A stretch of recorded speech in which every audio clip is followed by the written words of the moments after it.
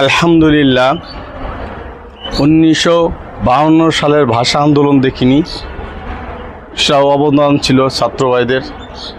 1971 সালে এই দেশ মুক্তিযোদ্ধারা বিজয় করেছেন, সেই মুক্তিযোদ্ধারাও ছিল একমাত্র এই ছাত্র ভাইয়েরা।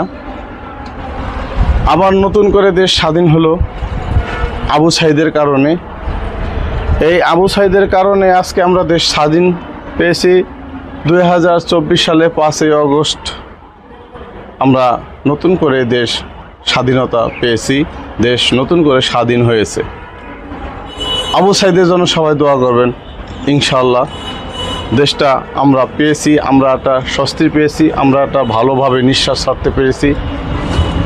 এতদিন যে শেখ হাসিনা এই দেশ ছেড়ে পালাইছে, এটাই অনেক বড় কথা। এত সহজেই পালাইতে পারতো না, একমাত্র আবু সাঈদ আসিল বিদায়। আবু সাঈদের জীবন দিয়ে এই দেশটাকে রক্ষা করেছে।